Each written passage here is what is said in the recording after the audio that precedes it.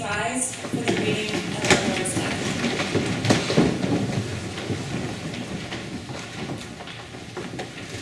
So they took Jesus, and carrying the cross by himself, he went out to what is called the place of the skull, which in Hebrew is called Golgotha.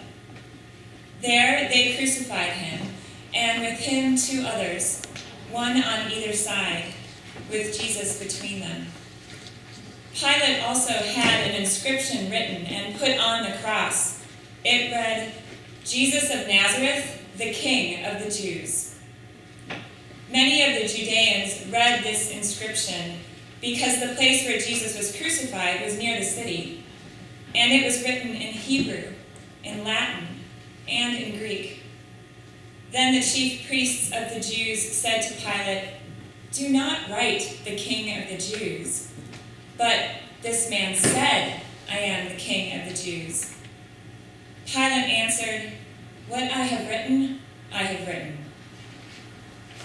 When the soldiers had crucified Jesus, they took his clothes and divided them into 4 parts, one for each soldier. They also took his tunic. Now the tunic was seamless, woven in one piece from the top. So they said to one another, "Let us not tear it, but cast lots for it, and we'll see who will get it." This was to fulfill what the scripture says, "They divided my clothes among themselves, and for my clothing they cast lots." And that is what the soldiers did. Meanwhile, standing near the cross of Jesus were his mother and his mother's sister, Mary, the wife of Clopas, and Mary Magdalene. When Jesus saw his mother and the disciple whom he loved standing beside her, he said to his mother, "Woman, here is your son." Then he said to the disciple, "Here is your mother." And from that hour, the disciple took her into his home. After this, when Jesus knew that all was now finished, he said, in order to fulfill the scriptures, "I am thirsty." A jar full of sour wine was standing there.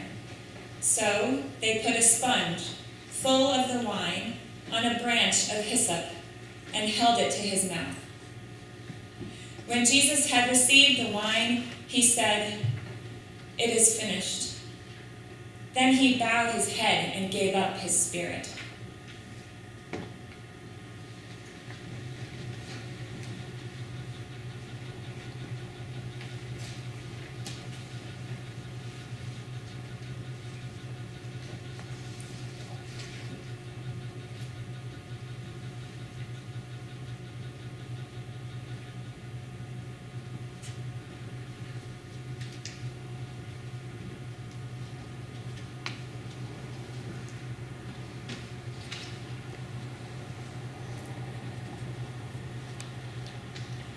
Holy God, holy